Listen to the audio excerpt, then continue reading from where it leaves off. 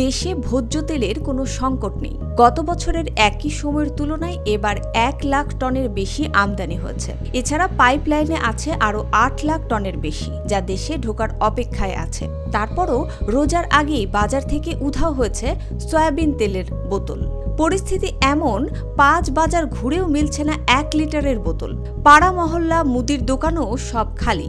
সব মিলে রমজানে বড় সংকট হতে পারে এমন শঙ্কা প্রকাশ করছেন ক্রেতারা।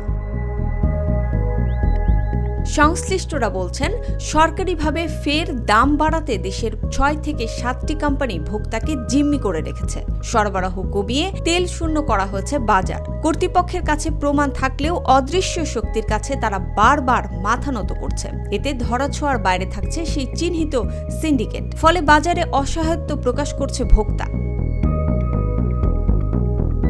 এদিকে রমজান সামনে রেখে অত্যাবশ্যকীয় পণ্যের সার্বিক পরিস্থিতি পর্যালোচনা করেছে Bangladesh trade and tariff commission. সংস্থাটির প্রতিবেদনে বলা হচ্ছে, বছরে দেশে ভোজ্য তেলের চাহিদা 23 থেকে 24 লাখ টন। এর মধ্যে রমজানের চাহিদা 3 লাখ টন। দেশে গত বছরের 1 জানুয়ারি থেকে চলতি বছরের 5 জানুয়ারি আমদানি হয়েছে 18,57,548 টন।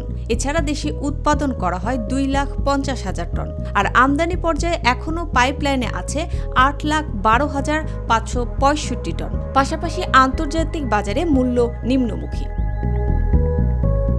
এছাড়া বৃহস্পতিবার চট্টগ্রাম কাস্টমস সূত্রে জানা যায়, 2023 থেকে 2024 অর্থবছরের 1 জুলাই থেকে 8 ফেব্রুয়ারি দেশে অপরিশোধিত ভোজ্য তেল চট্টগ্রাম বন্দর দিয়ে খালাস হয়েছিল 21,70,003 টন। এর মধ্যে 5,21,952 টন সয়াবিন এবং 16,48,051 টন পাম অয়েল। চলতি বছর 2024 থেকে 2025 একই সময়ে ভোজ্য তেল খালাস হয়েছে 22,70,289 টন।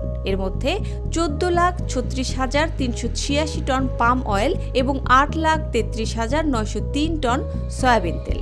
দেখা যাচ্ছে আগের তুলনায় 1 লাখ টনের বেশি আমদানি হয়েছে। তারপরেও বাজারে নেই ভোজ্য তেল। মুসবা আলিম তিন্নি, জিটিভি নিউজ।